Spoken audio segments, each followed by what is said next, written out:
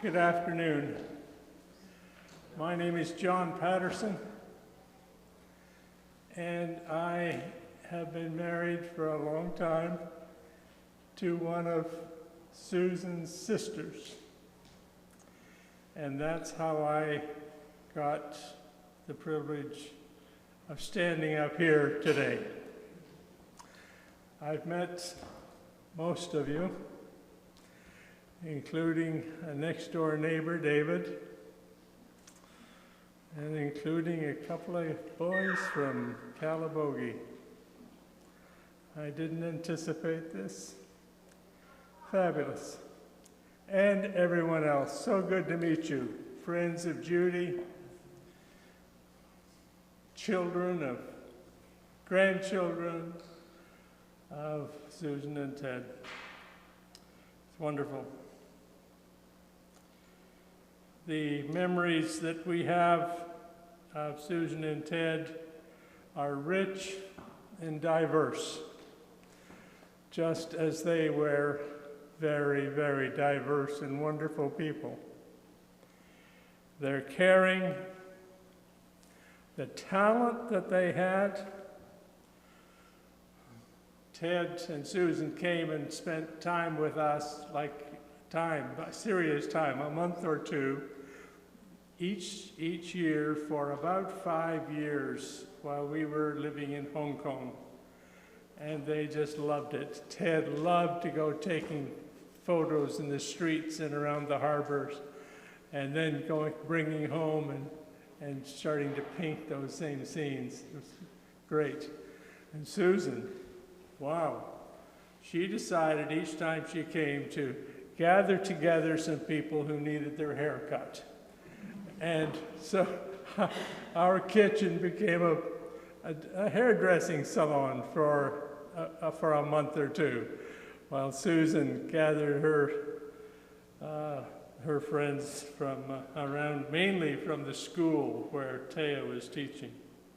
Anyway, and then we came home to Canada, and one of the first things that happened was, well, we decided we'd like to build a house, and Ted was right there with his pen and paper, and he designed our house, which took a couple of years to build, but is still where we live, on a hill overlooking a lake called Cranberry Lake in Haliburton.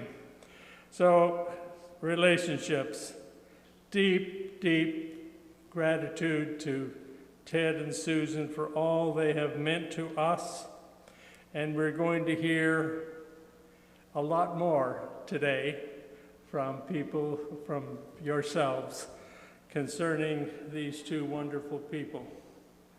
I would like us to begin with a word of prayer, if we may. Let us pray.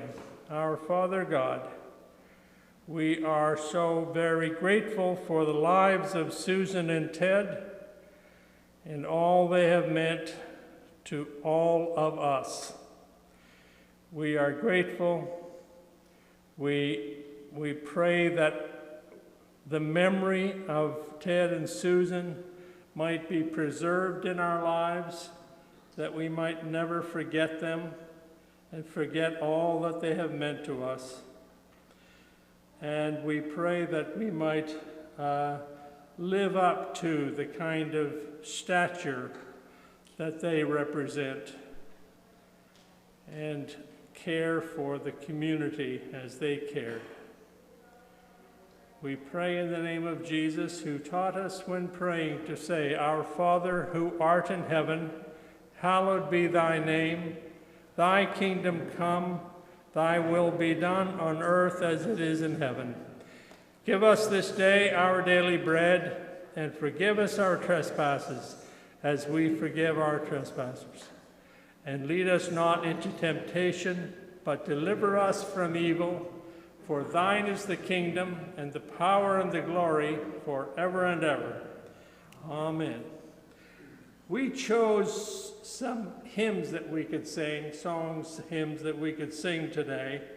And the first one is, Guide Me, O Thou Great Jehovah.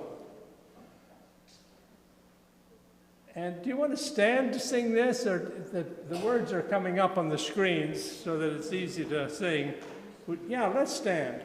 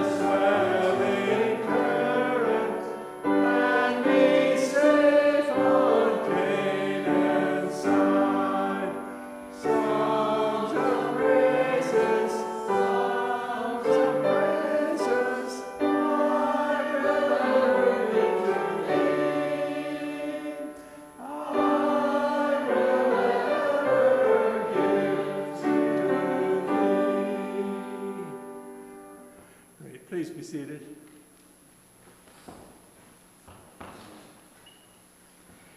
There is a great piece of poetry by Maya Angelou, and it's called When Great Trees Fall.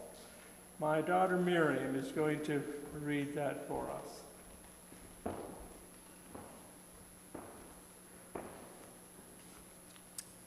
When great trees fall. When great trees fall, rocks on distant hills shudder. Lions hunker down in tall grasses, and even elephants lumber after safety. When great trees fall in forests, small things recoil into silence, their senses eroded beyond fear. When great souls die, the air around us becomes light, rare, sterile. We breathe briefly, our eyes briefly see with a hurtful clarity. Our memory suddenly sharpened examines, gnaws on kind words unsaid, promised walks never taken. Great souls die, and our reality, bound to them, takes leave of us. Our souls, dependent upon their nurture, now shrink, wizened. Our minds, formed and informed by their radiance, fall away. We are not so much maddened as reduced to the unutterable ignorance of dark, cold caves. And when great souls die, after a period, peace blooms, slowly and always, irregularly. Spaces fill with a kind of soothing, electric vibration. To be the same, whisper to us, they existed. They existed. We can be and be better, for they existed.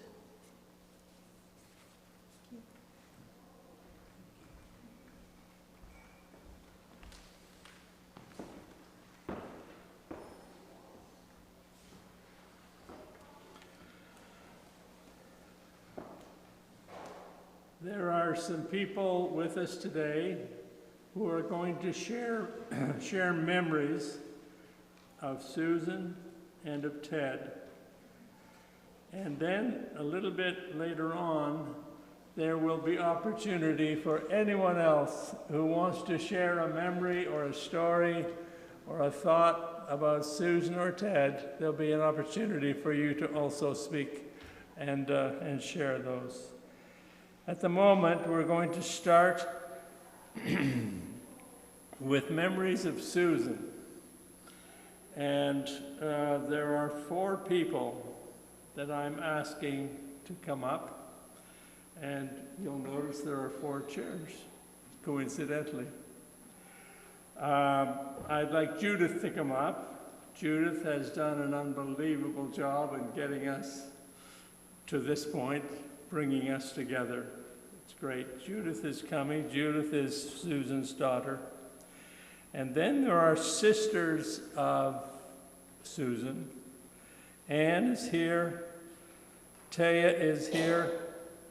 And Tessa is here, and Ricky has sent a message, but she's not able to be here herself. She's in London, Ontario. And anyway, Ricky has sent a message that I think someone is going to share. Oh, Anne is going to share. Great. Please come forward, ladies.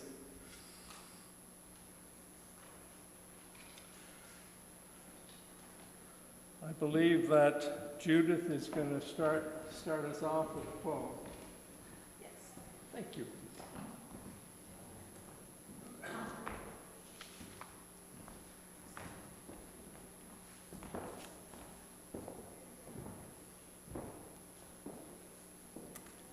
Hello.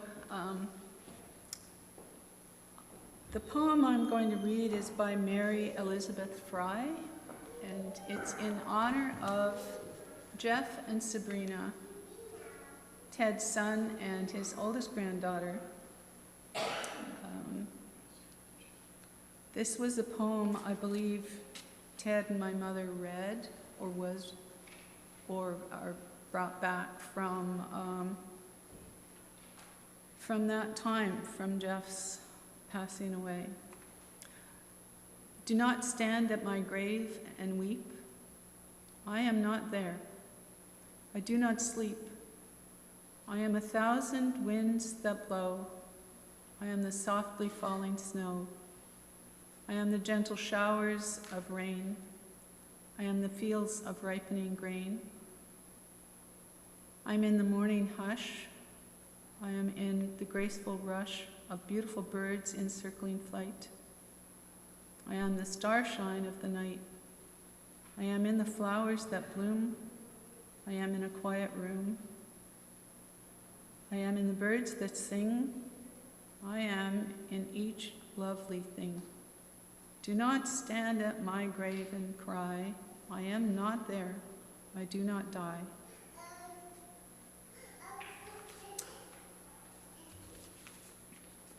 Now, bear with me. I'm a very disorganized person.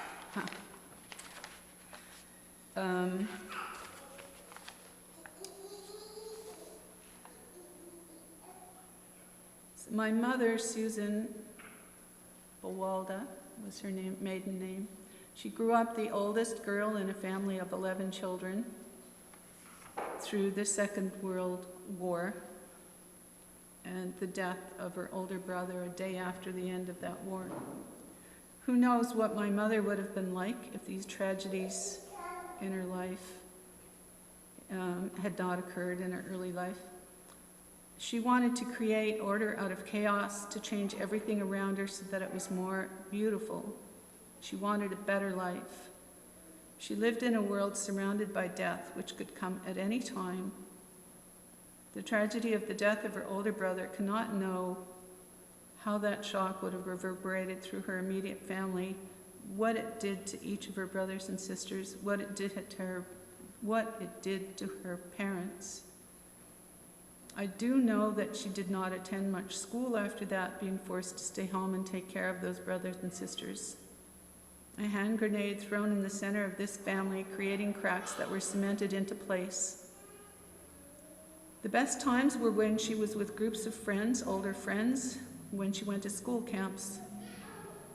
How defined was she by these things? Young adult life was a struggle.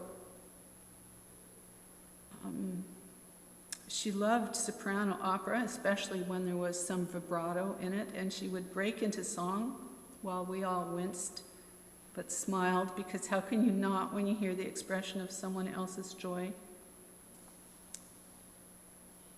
My mother was one of those people who pulled themselves up by their bootstraps. At lunch, while she ran her own hairdressing salon out of the house, when my brother and I came home from school for lunch, she would read to us from the Anthony Burgess books. She originally taught high school and drama, and she absolutely loved drama. I think it allowed her to be playful. She was quite disappointed when she moved to Ottawa and could not get a job in that field, and instead went back to teaching hairdressing. I think Ted allowed her to become the person she would have been. They helped each other as artists. You see it in her gardening, her collages, her sewing, the way she dressed, the way she lived life. Very vibrant, very active. And she loved life. She lived it to the fullest. It's that exuberance. This celebration is not just of one person, but two, and here, 1 + 1 = 3. Ted, Susan, and Ted and Susan. One soul plus one soul, and a third joined.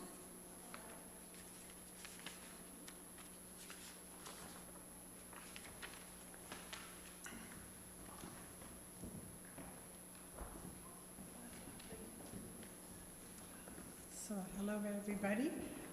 My name is Ann Stell. I am one of the 5 girls in our family. Susan was the oldest, and then there were 2 boys. There was Bill and Jerry, and then came his sister Ricky. And Ricky can't be here today because her husband has medical issues, and it's just not possible for her to come. But she sent an email and she asked if one of us would read that. And so I would like to read this for her right now. So she says, here's one of my favorite memories of Susan. Before we were married, we stayed with Susan for a summer. She was taking care of a house in Toronto so she could visit Cor, her first husband, father of Judy and Casey, who was in the hospital having surgery for his back. Susan would bicycle through the busy city to visit him.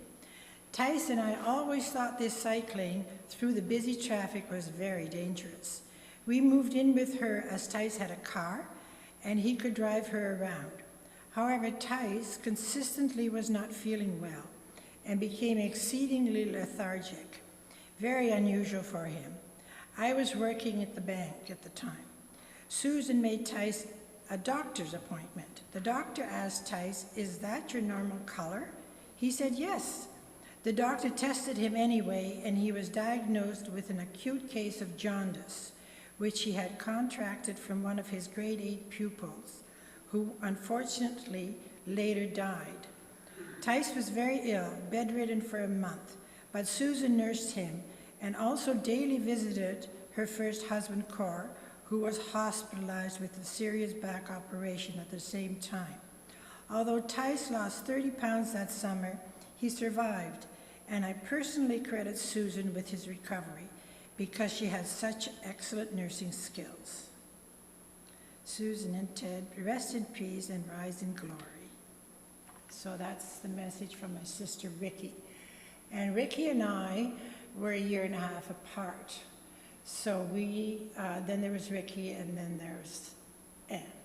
Anyway, Susan was, I guess, approximately 5 years old when I was born. I'm 5 years younger than Susan. And she had a lot of responsibility in that family, even as a young child. My big memory of Susan is that she always braided our hair. She's the one that put that big curl on her hair, and then we had the 2 braids down the back. And we had that for a number of years. She always made sure we looked presentable, that our hair looked good. And she also, for special occasions, would put ringlets in our hair. Both Ricky and I had lots of thick hair, and she would use cotton strips and ride that around and then we would have ringlets. And I remember being so proud of that. I just loved that. So, and then another memory I have of Susan is that one Sunday afternoon, I don't know how old I was. I probably was about 8 or so. And it was a Sunday afternoon, and Susan was to go to church by herself because she missed the morning service, and there was a service at 5 o'clock, and she was going to go to church. And I don't know, to this day, I was wandering around with a friend, and there was a park close by. And as I'm walking through the park, there I see Susan laying on a blanket reading a book. And I went up to her, and Susan, and she was shocked to see me, and she says, "Don't you dare tell Mom and Dad that I didn't go to church."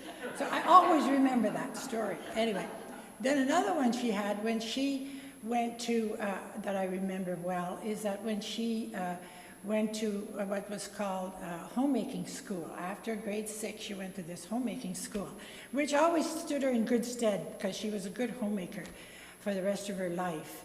And she decided she didn't like her name. Her name was, in Dutch, was Sjoerdje, which is a Frisian name, and it's a difficult name. And we always, as children, we never called her Sjoerdje, we always called her Suske.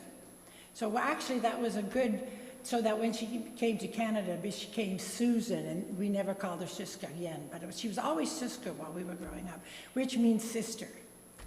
And so she decided to change her name to Luki. For some reason, she liked that better. And I remember somebody coming to the door asking for Luki. And Susan went behind me and quickly came out, and then that was her. And I told Susan that I remembered that. She said, "You remember that?" She said, it didn't work for very long, but she tried to change her name.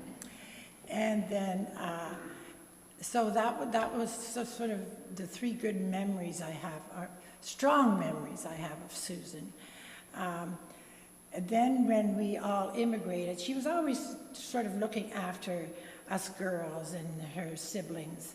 And then we came to Canada, and Susan was only about 15 or 6, was she 15 or 16? I'm not sure. But anyway, she had to work on this farm and milk cows. And she had to get up at 5 o'clock in the morning. Her and Bill, my brother Bill, went to this farm and milk cows. And this is a girl who had never lived on a farm. But that didn't last long for Susan. She quickly changed her lifestyle. And that brings me to a very strong and dominant thought I have of Susan. When I think about Susan, I think her whole life, she worked at improving her life. She's the person I think of is that when you're handed lemons, you make lemonade. She dealt with what was handed with her and worked at improving her life.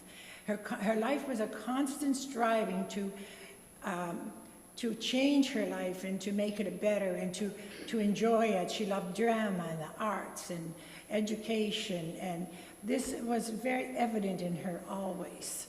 And in that respect, I think you can see that desire to improve ourselves in all my family and all our siblings. There was never we were very poor in the beginning, but that didn't last. We all, got educations and we worked hard. But I always think Susan, being the oldest, was always very aware of being the oldest. And in that respect, she was a great example for all her siblings. And so, I will end on that message. I would like to say that I am very proud that she was my sister, and I will always miss her. Thank you.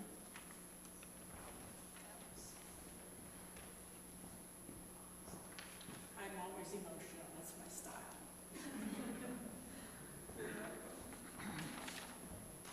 So I'm Taya, and I guess I was number 7 in the family, and the fourth sister, and 10 years younger than Susan. And Susan was like a second mother to me. When I was born and a baby, she apparently was the one who took care of me. She took me out in the baby carriage, and she would dress me up, and I would look apparently gorgeous because everyone would stop to look at me and say, "Oh, what a beautiful baby." And she loved doing this, and so you may wonder why I was just so fond of her, because she told me this story many times about what a beautiful baby I was.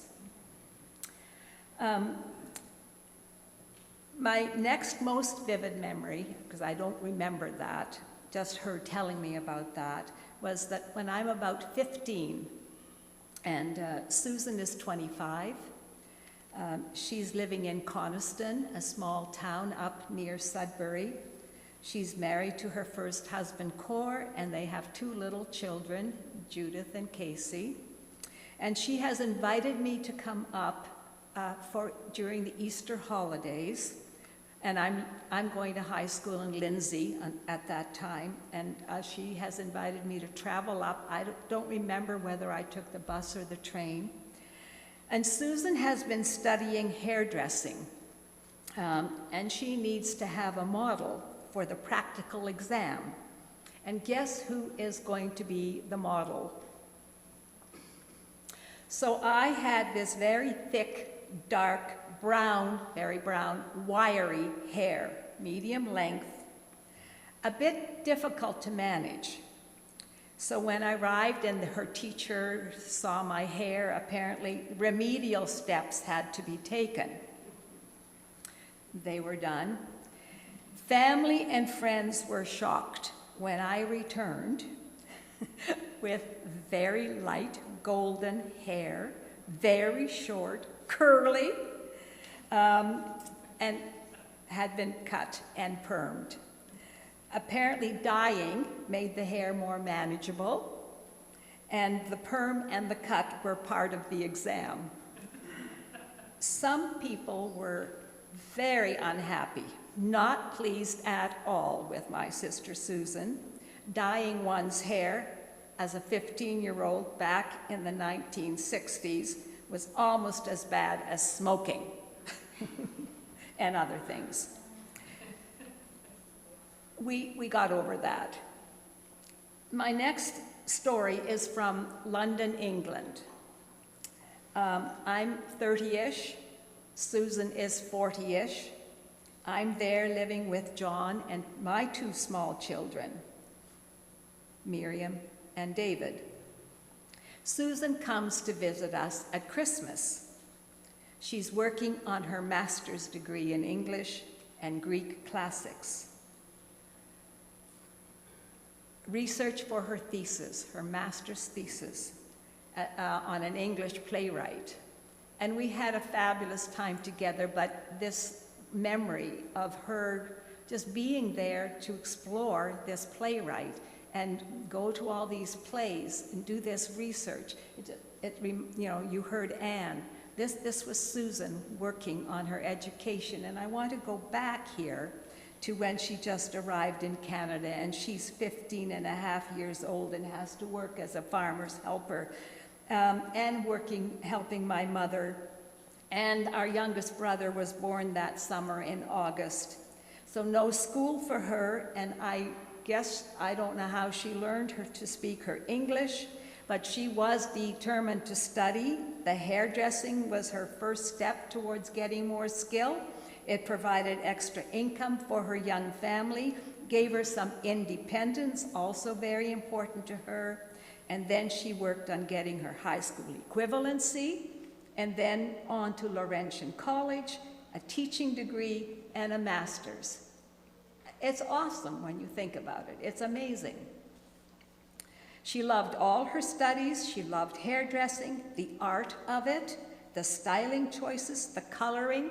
She loved working with young people, whether she was teaching them hairdressing skills or working with drama in the parks.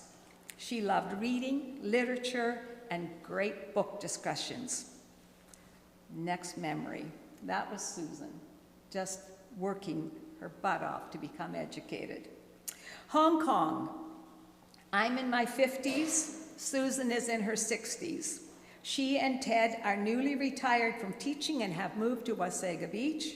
The winters are long and cold, and they do not like long, cold winters. They are invited to visit us in Hong Kong. They come. Susan, as John told you, sets up hairdressing shop in my kitchen, and Ted begins painting in the spare bedroom where the light is perfect. John and I are both gone all day long to work. That painting down there is taken in Hong Kong. Yeah, I think it's Big Wave Bay, not far from where we lived.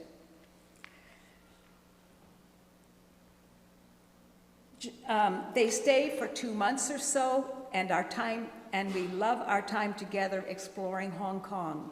They return the next year, and the next year, and so on until we leave in 2003. And we get free haircuts, and we never fight. Kanata Halliburton, I'm in my 60s, and Susan is now in her 70s. She and Ted have come to help us plan, design, build, and decorate our first ever new home, Abbey North. Ted is the architect, Susan is the decorator and gardener. What fabulous support and insight they both gave us. Susan is starting to do her dried flower artwork, and there's a sample here, as well as selling Ted's painting. She was an avid proponent of selling his work all the time. We still holiday together, going to the Caribbean, even after Susan gets her first cancer diagnosis.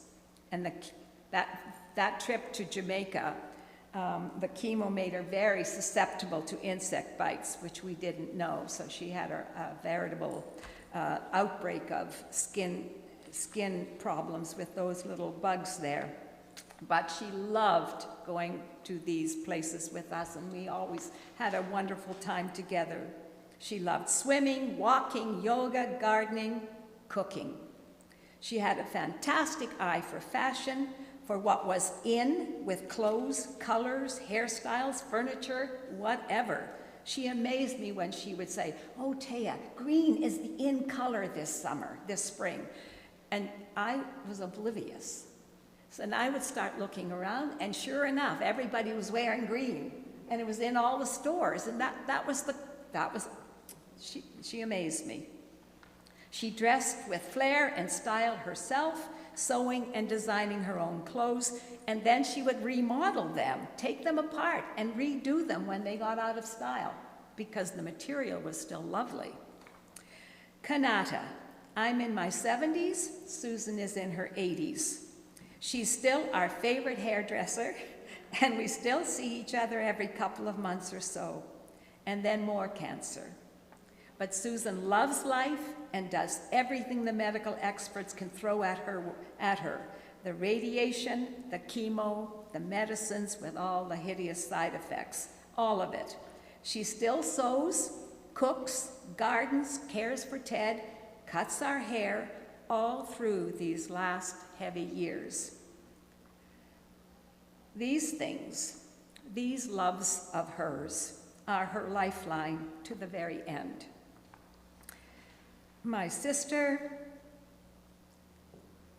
a role model of vibrant energy, fierce determination, and with an innate grasp of style and beauty. She would always find the nicest piece of batik or the best piece of jewelry whenever we went shopping. I would always want what she had chosen. I miss her, but she is with me often whenever I go swimming or look at a painting. We all miss her. Thank you.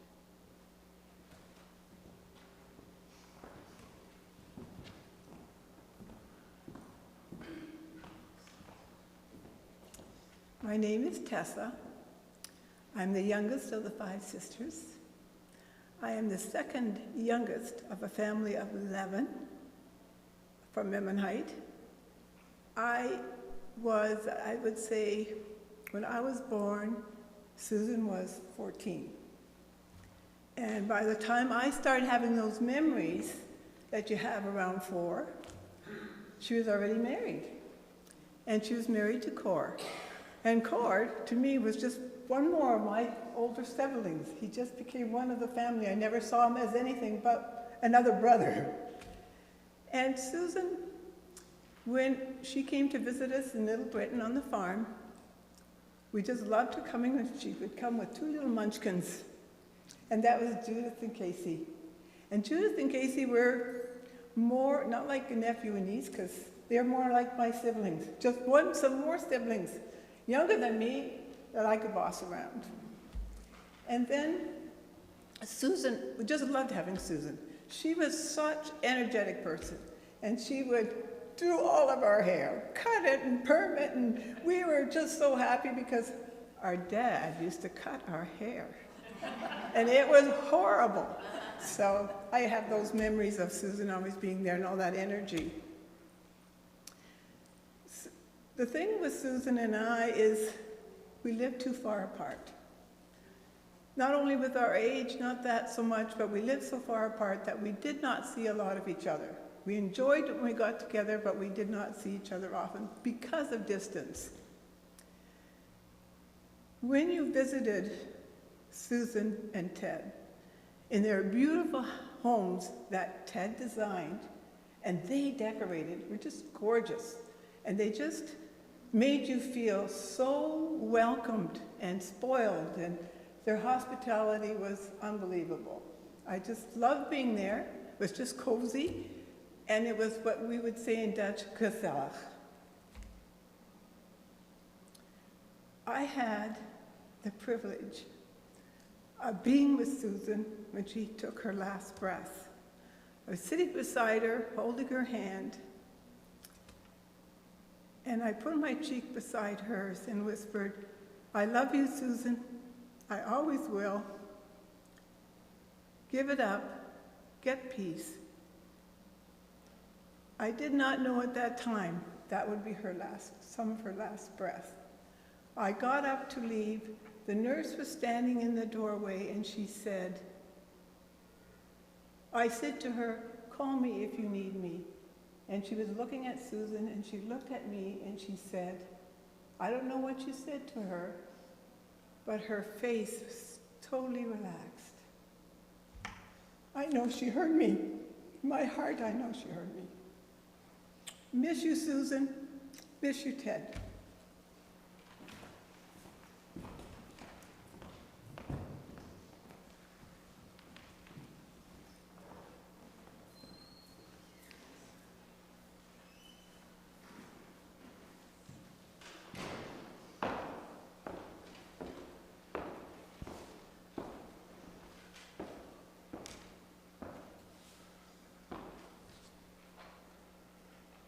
Thank you, ladies, very much.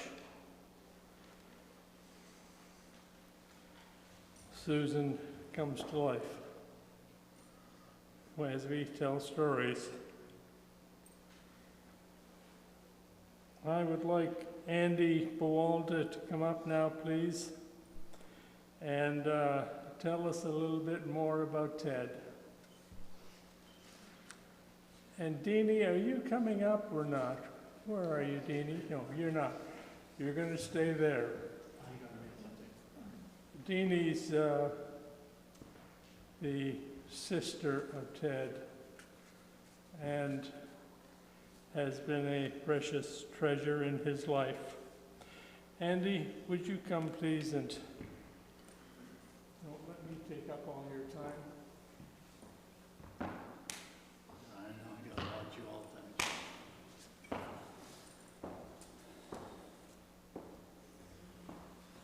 Hello, everyone. You know, when you're from a large family like ours, and you get on in years, then you get to have just weddings and funerals. And I'm going to a wedding in 4 days. We're going to a wedding in 4 days. one of my brothers who can't be here is getting married at 88. More power to them. But when you're in a large family like that and you get on an age, there's a lot about your family that you don't know. They've all got their lives, they're all moved away, and I'm sitting there and listening to stuff I'd never heard about in my life. And I'm part of the family, but hey, would you know, exactly like Tessa said, when Susan left home, I was about 5 before I even knew who Susan was as a person. By the time I really started to learn who she was, she's married and got kids. Susan, to me, was like a second mother in many ways. I'm going to talk about Ted, but I want to say this about Susan. I'm not going to cover much because my sisters did it all.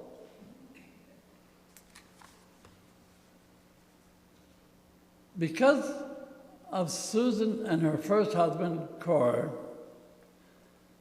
they made it possible for me to find a place to live while I was going back to school. They were living in Sudbury, in a little house that they mentioned in Coniston, and then they moved into the city, and I had a place to stay. It made it possible. I don't want to go on about that, but Susan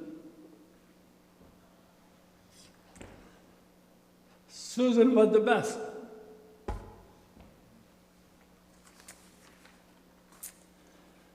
Now,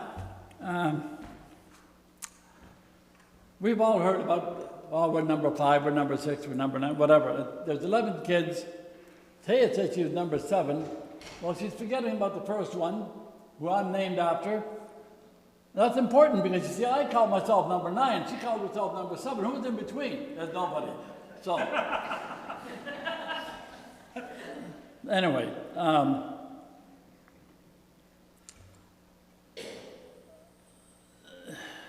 Ted, I got to know Ted when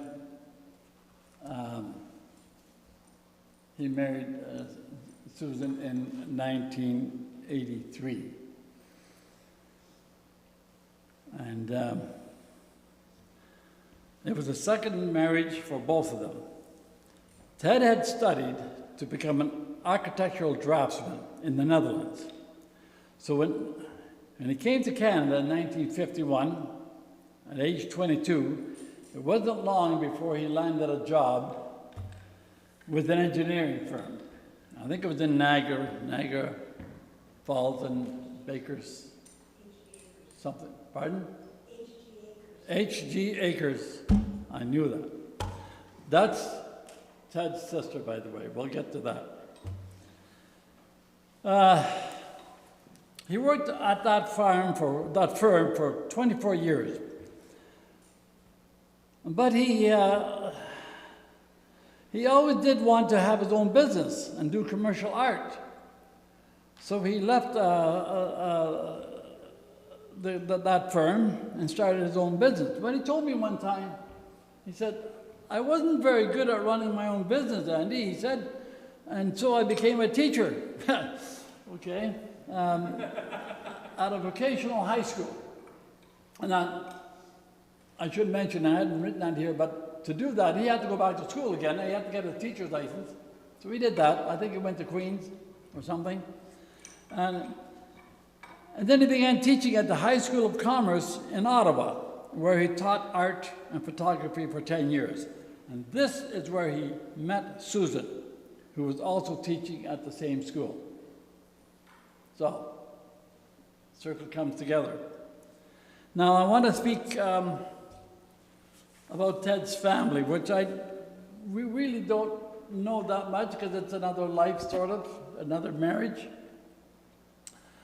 But Ted was an extraordinary artist and draftsman, but he was also a brother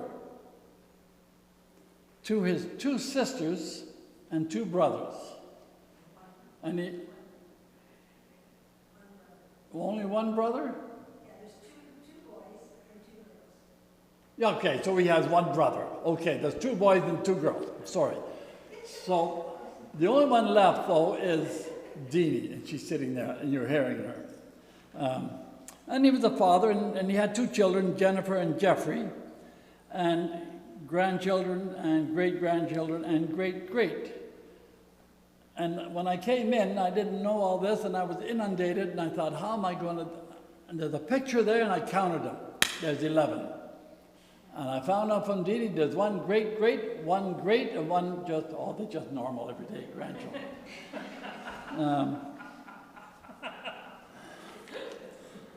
But I also have a letter, I was also given a letter.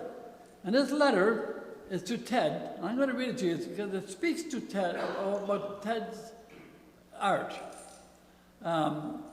It's written to Ted, but it's from a very dear friend of Deanie's. And Deanie brought it in. And here I'm going to read it. I am a longtime friend of Deanie's. Dear Ted, I am a long-time friend of Deanie's, as I know a zillion people are. We call her the Buddha-Sistra of London. That's Deanie. I actually purchased one of your early seascapes. And now this one, and so she's writing about another picture that she's actually writing about, is for our psychotherapy school. Deanie was kind enough to loan it to us till we could purchase it. Thank you for waiting. Now, listen to this next part. The students find it gives them a sense of calm. And sometimes when they are showing a deep personal experience, they use your painting as an anchor for themselves.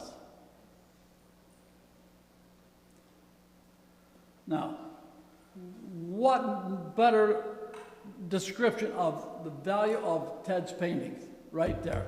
Besides the fact that you could put them on your wall and enjoy them, here they're actually very, very useful, a description of how they're affecting people. I've also heard, and I think Ted told me that a lot of his clients were dentists, and he said they had a very calming effect on his patients, which says something too, doesn't it?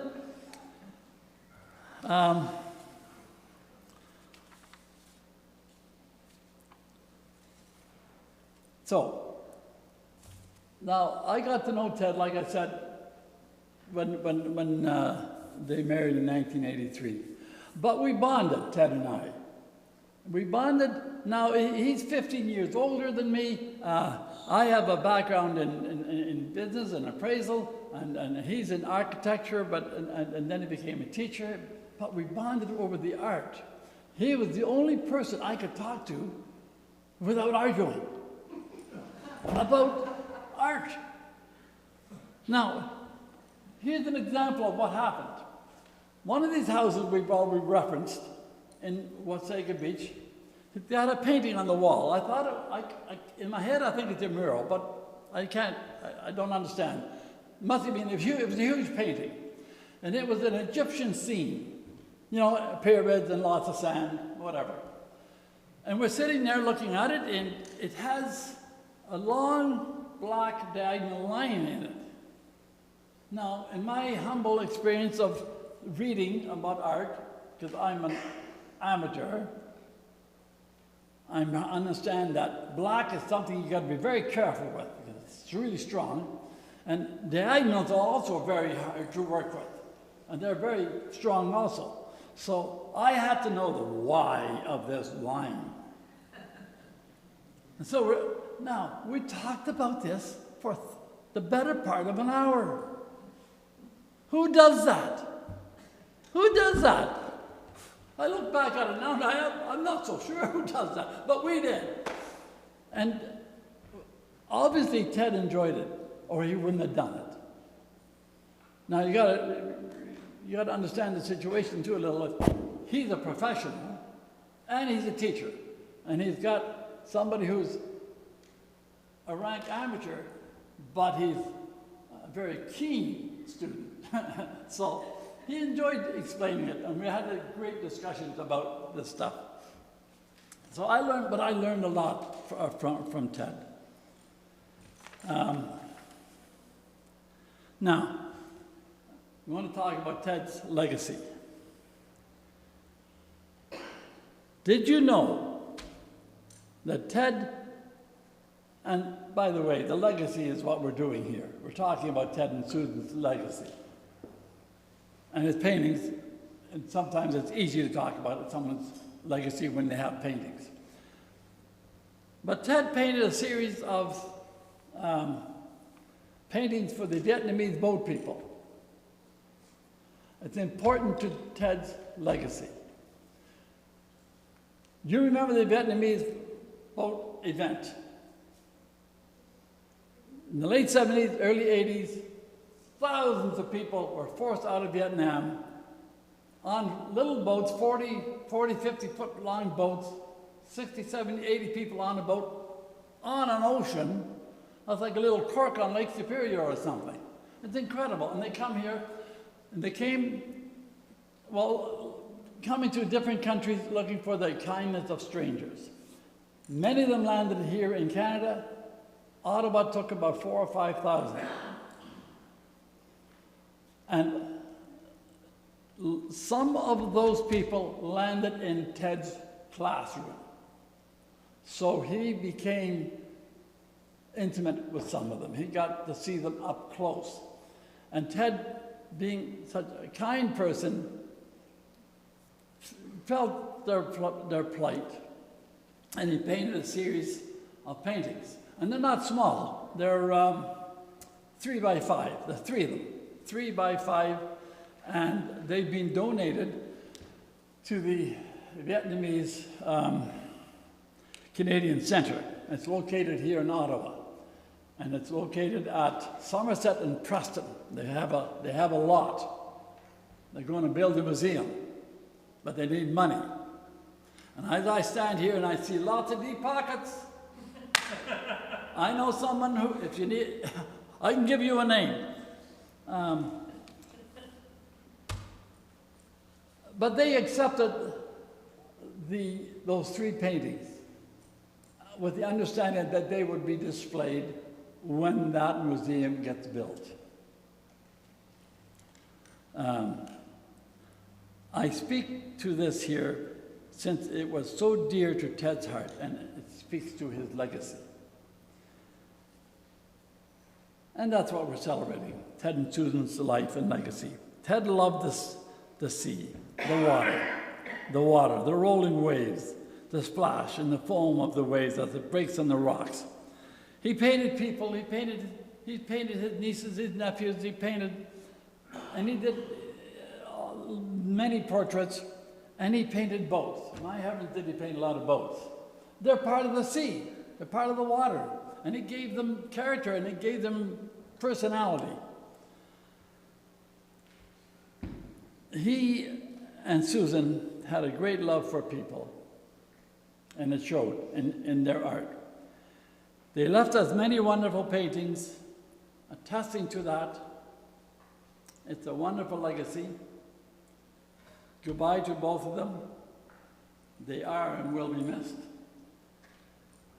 Thank you.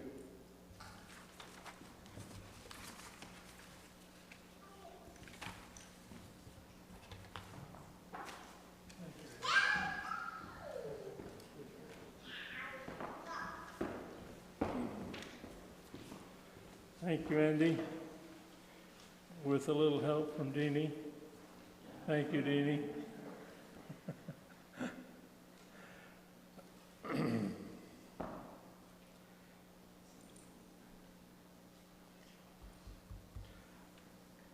I hope that we can do a little vocal cord work again and maybe sing "Abide with Me," which is an old favorite hymn. Are we ready? Great, thank you.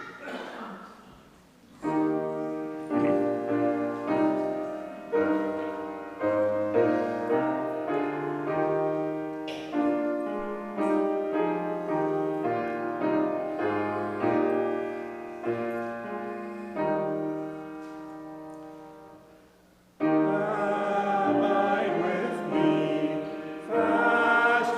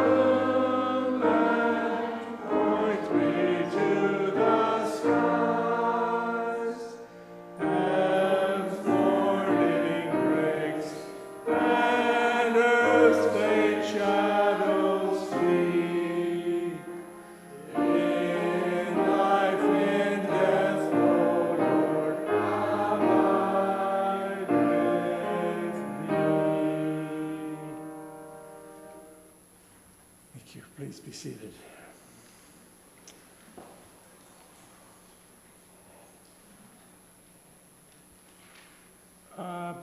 I speak no Dutch. I speak no Fries.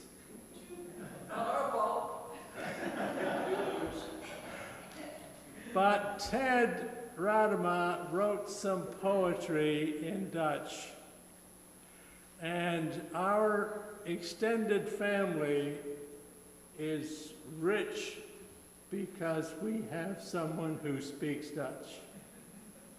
And I'm going to ask him to come up, please, and to read us some of Ted's poetry. His name is Richard Choker.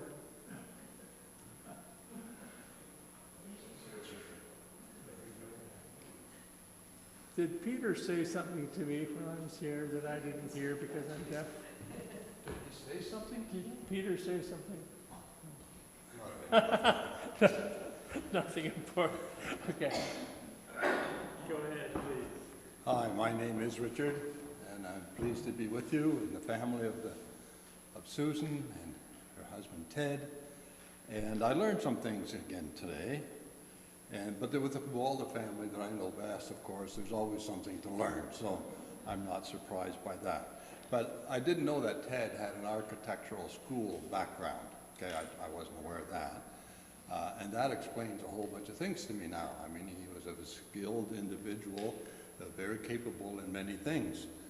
And I didn't know that he was a poet at a very early age, and it's my privilege to be able to read one poem for you.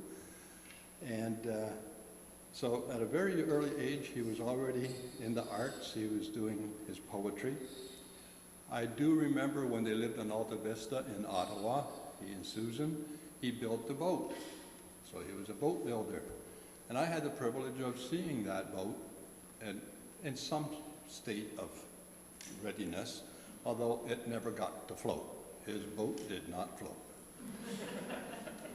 And then I heard about how he helped John and Taya build their house up on a hill, and he did the design already of that. He had to knock a part of that hill down, I think, yeah, because I saw that. And then he had to build a house on it, and then they had to landscape it, and it's all gorgeous, it's all beautiful, very functional. And then he built some homes in Collingwood for himself and Susan. He built 3 altogether, and that was impressive. So he was a very capable fellow. But it was just yesterday that I heard that Ted was a poet. And surprisingly enough, this is poetry from when this man was a kid. He was 17 years old, and he was writing poetry. I was shown a book, and he's got about 20 poems in there, and they're all quite very interesting. Please don't read them all to us, Richard. No. But so I was just going to say, the trouble is, John, I know it's getting late in the day and you need a snooze, but I'm going to read one poem in Dutch, so you all got to pay attention, okay? Because it might sound that I'm doing this a little bit quick because of a foreign language. But it's a poem that he wrote when he was 17, and it's called Tijd. Now, tijd in Dutch is time. So this, for Ted, is a reflection on time, the way he sees it in his eyes. So the poem reads like this. De klok tikt traag. De seconden van de tijd, het is een leven van vandaag. Dat tikkend in mij slijt. Het is de tijd die het vlammend vuur in eigen terug doet zinken. Het is de tijd die het avontuur in herinnering doet bezinken. De tijd is plicht en doodsbericht van eigen ondervinding. Rechtvaardigheid en eeuwigheid. De tijd is slechts een lering. So So that's his poem about time and the way he saw it as a kid of 17, and he called it Sonnet Number 6. So he must have been a student of Shakespeare as well. I don't know that. But anyway, so that is the poem that Ted wrote at a very young age. And Can you translate?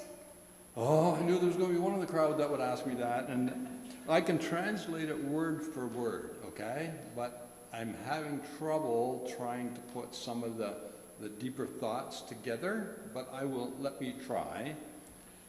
And it says tight, which is time. The clock ticks slowly. The seconds of the time. It is a life of today that ticks and slows down, okay, in life. It's the time that in the flaming fire kind of destroys itself by burning itself out, and as time goes on, right? So we're getting less hot and whatever. Anyway. So I'm sorry. I didn't really want to go there, but no. Okay.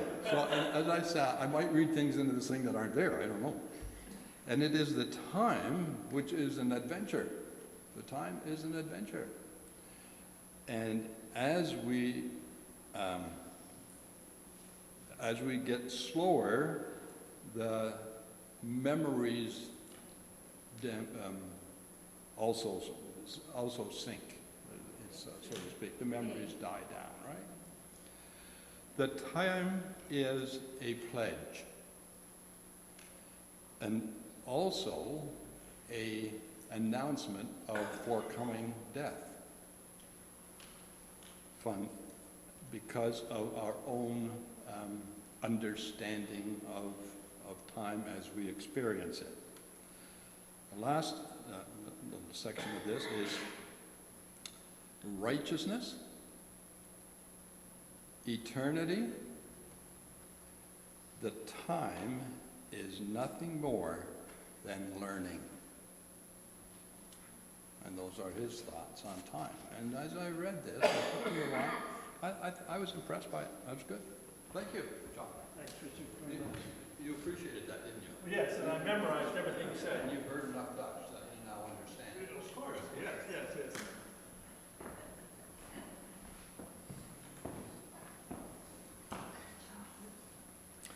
Are there other people in this gathering who would like to say anything about Susan and or Ted?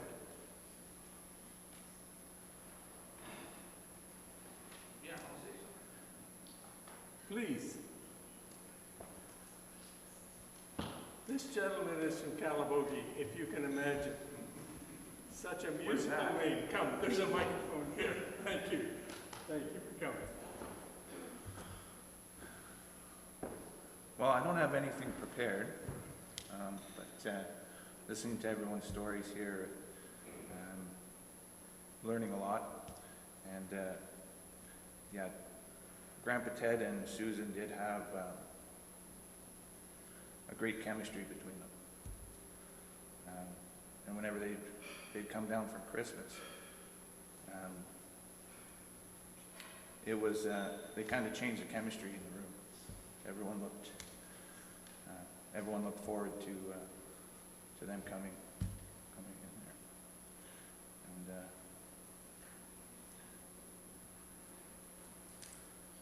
And earlier on in the month, our family had a camping trip on Lake Claire, and we put some of Ted's ashes in the lake. And that was it was a beautiful moment for all the Rapids.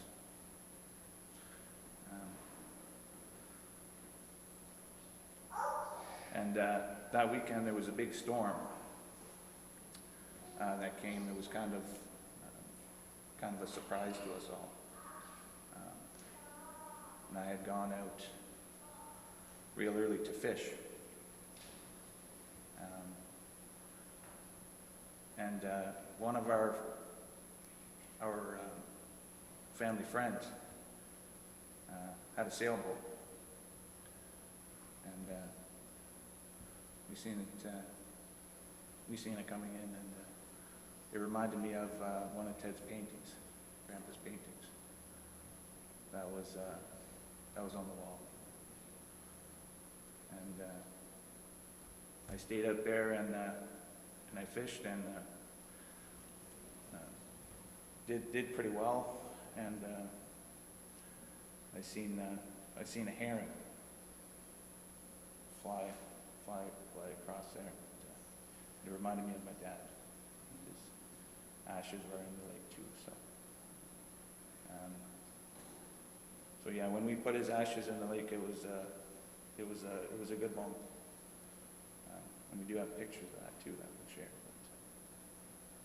But yeah, they were a beautiful couple, and we always look forward to seeing. And they were always smiling. That's what I remember. I don't remember a time when Susan wasn't smiling. So, but yeah, so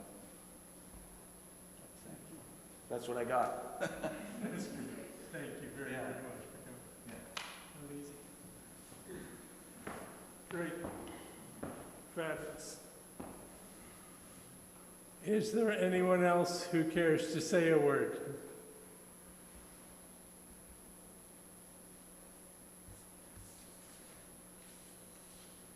Are you going to say a word? Yeah, I'm going to say a word or two. Great, come on. Although you've already had your turn, but go ahead. 2 turns. Okay, I'm going to read this red velvet after. Ah, okay. Yeah, but you go ahead first. Oh, thanks.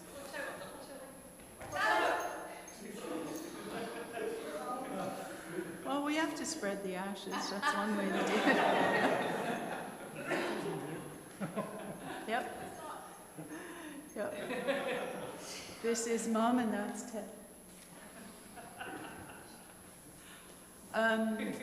Just to mention music, as Mom and Ted really, they both loved music.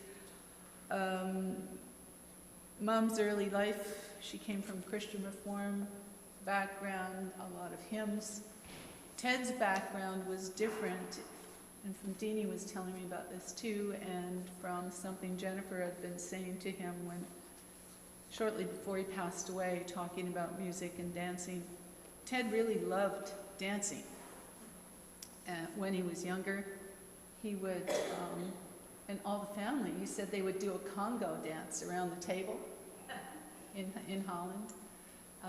They had a lot of fun, and then he was in the army, and you can look at these, there are these little tiny pictures, and this group of fellas had a great time together, and they're clowning around. At one point, they're in the,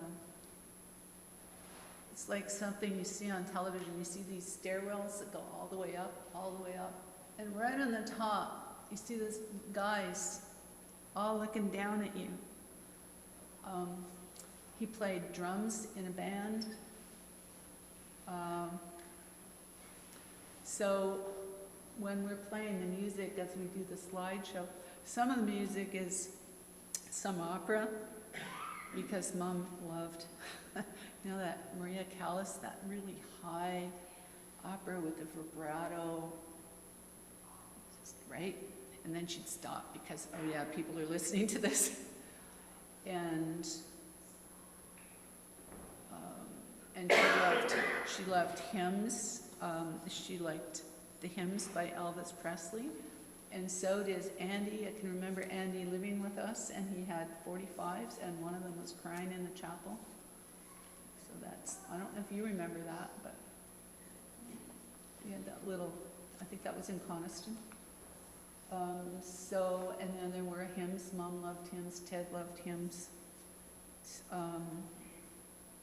They would listen to the Mormon Tabernacle Choir on Sundays. They would listen to Sunday morning, what's it called on Sunday morning? The choral concert on CBC. Choral concert. And Ted loved the Lawrence Welk Show. Mom would read a book. He'd listen to the Lawrence Welk Show. So after this, there'll be some more music, and there'll be some of the music that he loved from that time, from the, I guess it's the 1950s, 1940s. Benny Goodman, the kind of swing, the band. He also loved that. So just sharing their love of music. Thank you. Thank you, Jude.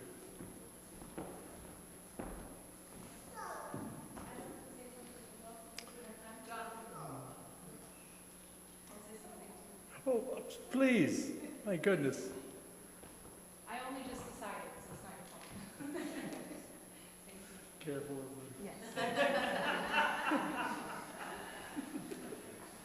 Hi everyone, I'm Judiane, or you may know me as Jill, because Judiane is hard to pronounce. Thanks, Mom. I'm Susan's granddaughter, and I also did not prepare anything, but some fun memories came up for me while I was listening to everyone else's.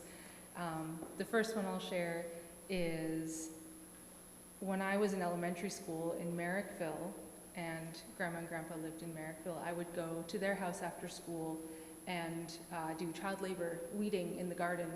I got $2 an hour. I got paid every $10, but I always got tea, and I always got to hang out with my grandma and grandpa, and it was my favorite part of the week. Even when a spider, well, maybe not the moment when the spider crawled down my face, but that was a memorable day. But I loved going there after school. And one of the stories Grandpa told, so it's not my memory of Grandpa, but it's his memory that he shared with me. And I'm probably telling it all wrong because I was like 8 years old, and I'm remembering it from ages back, but he said he went fishing and came home with a bucket of eels. And there was, I don't know, the lid wasn't on the bucket properly, and he could barely tell the story because he was laughing so hard about these eels coming out of the bucket and squirming around on the kitchen floor, and his mom and his sisters on chairs and table and screaming, and he just thought it was the best thing ever. And that stayed with me. He was the kind of man who would stand there and watch and laugh while everyone was on the chair, just shrieking because of these eels all over the floor, and I thought that was so great. And another memory, which is not directly of Grandma, but it's actually a fight I had with my mom when I was 18 and totally unmanageable. And she and I were having words, and at one point she said, "Oh, you're just like my mother." And I will leave you with that.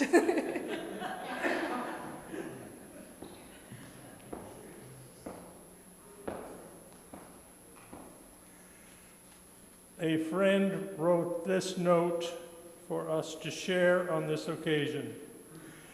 I met Susan Radema in the context of St. Andrew's Church-Ottawa.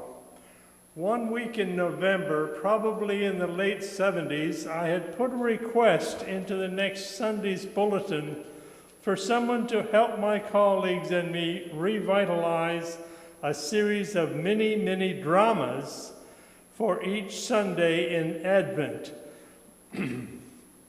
leading up to Easter.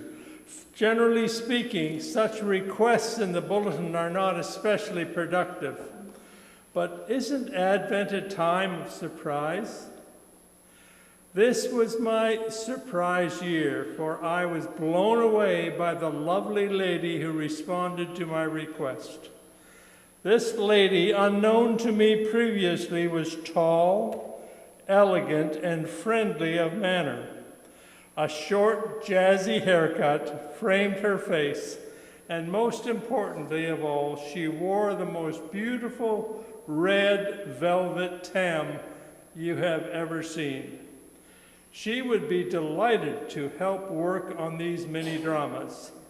She was experienced in working with young people and was attracted to new possibilities within the worship context. We became instant friends. Details of the dramas have fallen away by now, but the quick response of this lady with the red velvet tam marked indelibly in my mind the beginning of a friendship with Susan. Our friendship developed to include Ted and the evidences of his many talents. Children, family, and relatives were included in the narrative of our lives as they unfolded in Wasaga Beach, Midland, Ottawa, Hamilton, even Highway 400 Service Center's restaurant for Ted's birthday. Most spectacularly, they visited us in China during our one-year stay in Jiangsu province near Nanjing. They were our only visitors from North America. Can you imagine our gratitude? They might have had Mercury's wings on their shoes, for their travels were essential to their attitude to life, and they generously shared their experiences with us. Whether Ottawa resident or visitor, you may be interested in seeing the spectacular wall hanging Ted designed for the quilting group at St. Andrew's Church. The design highlights the Rideau Canal, and Ted's stylistic influence is evident everywhere in it.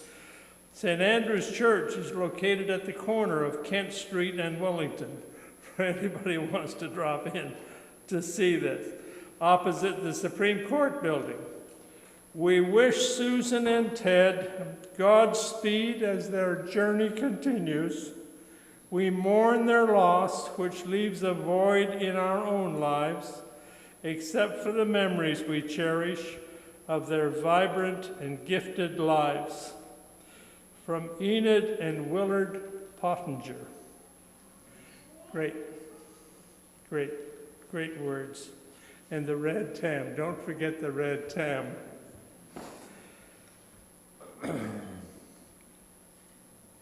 Leslie, I believe it's your turn.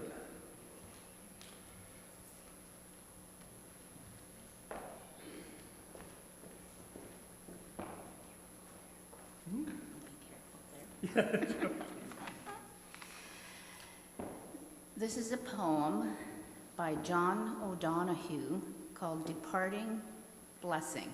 No, I'm sorry, it's called For Death. From the moment you were born, your death has walked beside you. Though it seldom shows its face, you still feel its empty touch. When fear invades your life, or what you love is lost, or inner damage is incurred. Yes, when destiny draws you into these spaces of poverty, and your heart stays generous until some door opens into the light, you are quietly befriending your death, so that you will have no need to fear when your time comes to turn and leave. The silent presence of your death would call your life to attention, wake you up to how scarce your time is, and to the urgency to become free and equal to the call of your destiny, that you would gather yourself and decide carefully how you now can live the life you would love to look back on from your deathbed.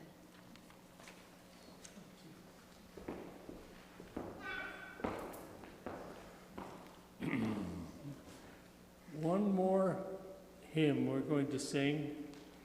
It's called Joyful, Joyful.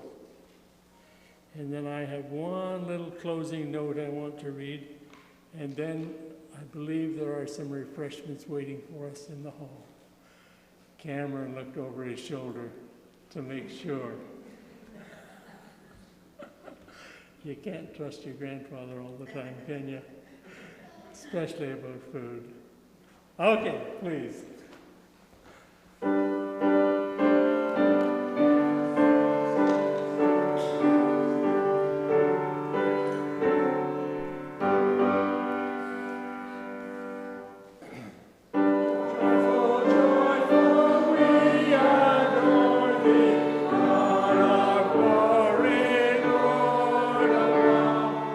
Hearts unfold like flowers before thee.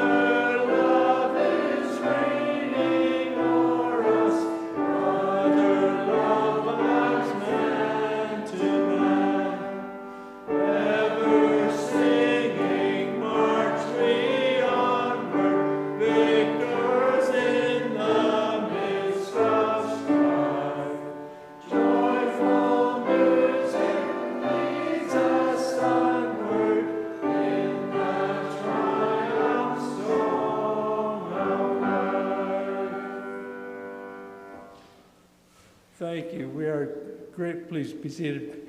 We're very grateful to our pianist today, friend of the family, and great to have you with us. Thank you. And your son and your husband too. Great to have your family here. Thank you. There is a thank you note that has been written for Judith.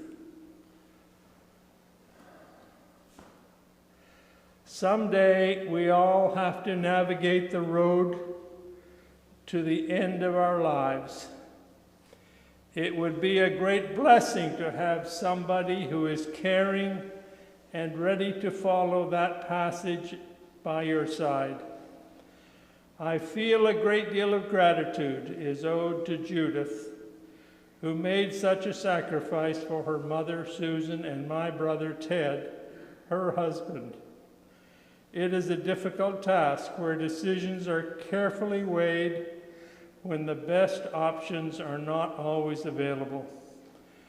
Thank you to all of you who helped to make Susan and Ted's last days all that they could be. A special heartfelt thank you to you, Judith. You were gracious and respectful of their wishes to the end. Gratefully yours, Deanie and family. Thank you, Deanie, for those words. Let me just close with the last few lines of the poem that was read to us just a moment ago. That you would gather yourself and decide carefully how you now can live the life you would love to look back on from your deathbed. Thank you, all of you, for coming and spending this not short time together.